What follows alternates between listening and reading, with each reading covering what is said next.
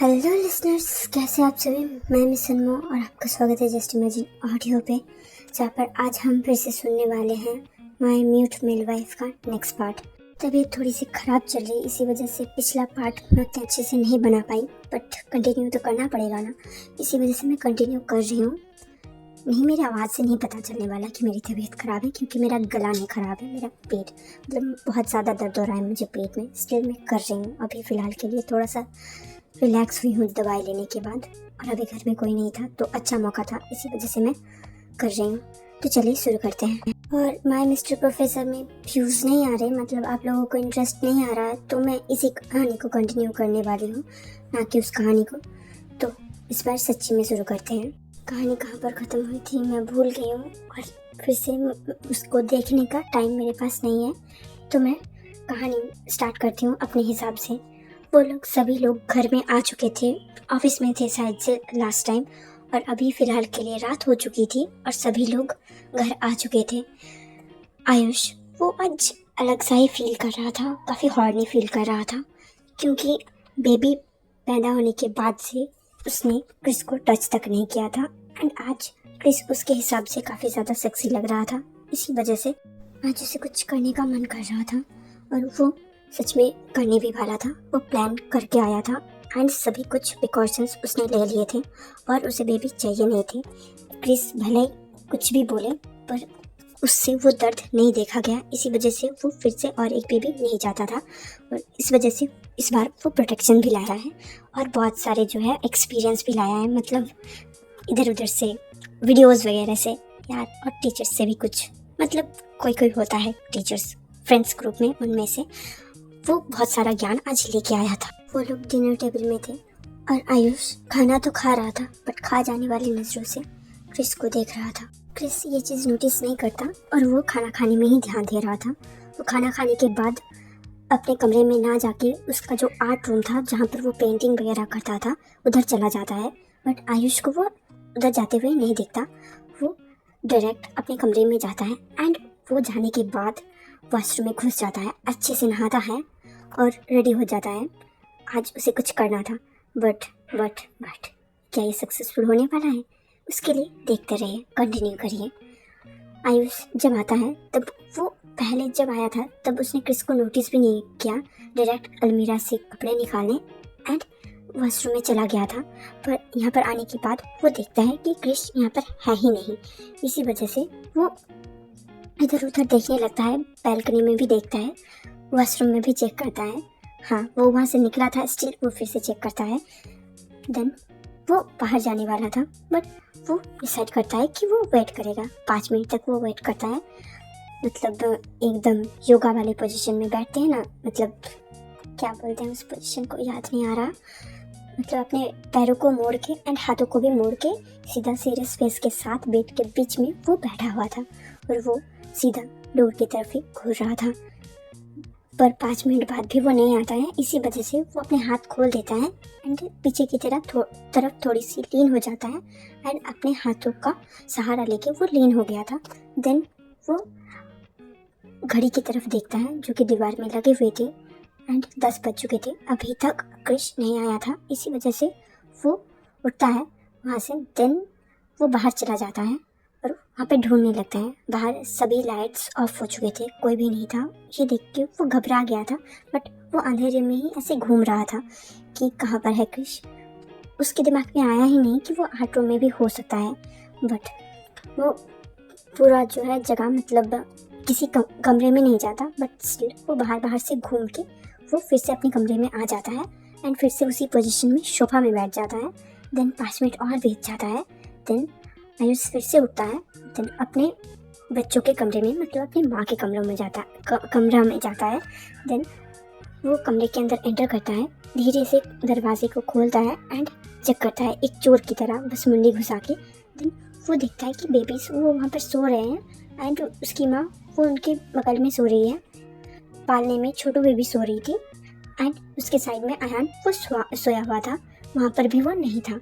Then वो फिर से अपने कमरे में जाता है, 2-3 बार ऐसे ही चलता रहता है, इधर से उधर ऐसे ही, और टाइम बीत जाता है। 1 घंटा हो चुका था, 11 बज चुके थे, अभी तक क्रिश वो नहीं आया हुआ था। इस वजह से उसे काफ़ी ज़्यादा फ्रस्ट्रेशन होने लगती है।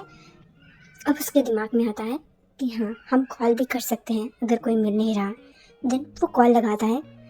क्रिस वो कॉल उठा भी लेता है और बोलता है, क्या है इतनी रात को कॉल क्यों कर रहे हो? ये सुन के आयुष बोलता है, मैं परेशान हो गया हूँ, तुम कहाँ पर हो?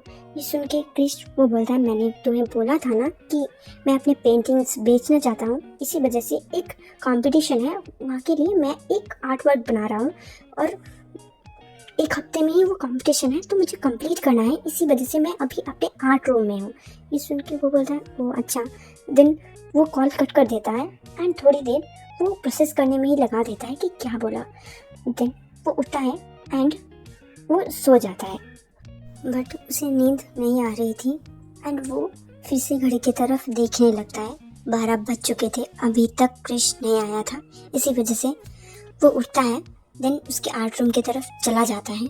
वहाँ पर वो जाने के बाद देखता है कि कितना डेडिकेशन के साथ क्रिश वो काम कंप्लीट कर रहा है और वो करना चाहता है, कुछ बनना चाहता है, उसके लिए उसने पहला कदम ले लिया था। वो अंदर जाता है। देन वहाँ पर एक कुर्सी थी, मतलब कुर्सी नहीं, एक स्टूल थी, उसके ऊपर बैठ जाता है और वो अपने हाथों को बांध के उसके पेंटिंग की तरफ देखने लगता है। और वो पेंटिंग वो काफ़ी सुंदर था। एक रात का मतलब सिनारियो था जहाँ पर तारे चमक रहे थे, झरने से पानी नीचे आ रहा था एंड काफ़ी ब्यूटीफुल सा था। और एक कपल वो वहाँ पर खड़ा हुआ था। इतना अच्छे से समझ में नहीं आ रहा था, बट स्टिल वहाँ पर 2 लड़के खड़े हुए थे, एक दूसरे के पास बहुत ही क्लोज थे एंड उनके बच्चे वो आसपास खेल रहे थे। इतना अच्छे से समझ में नहीं आ रहा था कि वो कौन लड़का है या फिर लड़की है ऐसा, बट स्टिल ऐसा लग रहा था कि वहाँ पर एक कपल खड़े हुए हैं एंड उनके 2 बच्चे वो खेल रहे हैं। और एक क्या होता है जिसे तारे वगैरह देखते हैं, याद नहीं आ रहा मुझे नाम, टेलीस्कोप, शायद से टेलीस्कोप, हाँ, उससे वो देख रहे थे तारे को एंड अपने पार्टनर को भी जो है, मतलब एक जन देख रहा था एंड अपने पार्टनर को इशारे से बोल रहा था कि हाँ उधर देख रहा हूँ। एंड उसके बच्चे, एक छोटी सी बेबी थी जो ग्राउंड में चल रही थी, मतलब हाथ और पैर दोनों की मदद से, एंड जो बड़ा बेबी था मतलब वो अपनी ही फैमिली को इमेजिन करते हुए बना रहा था, इसी वजह से मैं उसी की फैमिली की डिस्क्रिप्शन दे रही हूँ। जो अयान मतलब जो बड़ा बेबी था वो अपने छोटे बहन को वो देख रहा था और अपने पेरेंट्स को भी देख रहा था कि कितना ज़्यादा एंजॉय कर रहे हैं। एंड वहाँ पर एक जगह था, मतलब वहाँ पर मैट बिछाया हुआ था एंड खाने के सामान भी रखे हुए थे और रात के व्यू को वो चारों एंजॉय कर रहे थे। एंड साथ ही में एक टेंट भी लगा हुआ था एंड एक फायर, क्या बोलते हैं, बॉन फायर साइड से, हाँ बॉन फायर, वो भी लगा हुआ था और वो लोग ऐसे ही वहाँ पर एंजॉय कर रहे थे और तारे भी दिख रहे थे। और ये काफ़ी खूबसूरत सा पेंटिंग वो बना रहा था, बस आउटलाइंस हुए थे एंड पेंट करना अभी तक बाकी था। इसी वजह से वो देख के जो है आयुष वो बोलता है कितना अच्छा पेंटिंग है। ये सुन के क्रिश वो उसकी तरफ मुड़ता है। उसने अभी तक मतलब ये चीज़ महसूस ही नहीं करी थी कि हाँ वहाँ पर आयुष आके बैठ भी गया है। ये देख के क्रिश उसकी तरफ स्माइल करता है और बोलता है तुम सोए नहीं अभी तक? आयुष बोलता है आज मेरा कुछ और मूड था और थोड़ा सा लीन हो जाता है क्रिश की तरफ। ये देख के क्रिश सस्पिशन से नज़रों से उसकी तरफ घूरता है और बोलता है अच्छा क्या मूड था, क्या मैंने तुम्हारा मूड ख़राब कर दिया? ये सुन के आयुष सर हिलाते हुए सीधा हो जाता है और बोलता है हाँ तुमने तो मेरा मूड स्पॉइल ही कर दिया था, बट ये पेंटिंग ये काफ़ी अच्छी लग रही है और तुम इसे आज ही कंप्लीट करने वाले हो क्या? ये सुन के वो बोलता है धत्तरी की, इतनी जल्दी थोड़ी ना कंप्लीट होता है पेंटिंग। देन वो ब्रशेस रख देता है एंड टाइम देखता है कि 12:30 बज चुके थे।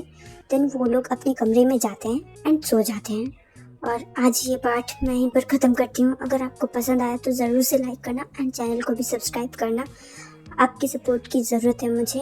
अगर आप ऐसे सपोर्ट करेंगे मुझे, कुछ दिनों से मतलब आप लोग मुझे सब्सक्राइब कर रहे थे, लाइक्स भी कर रहे थे, बट माय मिस्टर प्रोफेसर में बिल्कुल भी व्यूज़ नहीं आ रहे हैं। लास्ट वीडियो जो था उसमें 15 या फिर 17 व्यूज़ हैं, मतलब मैंने जब लास्ट देखा था। अब मेरे में हिम्मत नहीं है कि मैं अपना फ़ोन चेक करके देखूं। यही बहुत मुश्किल से बना रही हूँ। एंड मेरी माँ जो है वो फ़ोन तो दूर ही रख देती है, वो अभी अपने काम पे गई हुई है। इसी वजह से मेरी तबीयत ख़राब थी, इसी वजह से उनको लेट भी हो गया है। आई डोंट नो क्या होगा। हाँ, थोड़ा बहुत लेट हुआ है, बहुत ज़्यादा लेट नहीं करवाया मैंने। एंड मेरी जो छोटी बहन है वो अभी नहा रही है, वो स्कूल नहीं जाने वाली।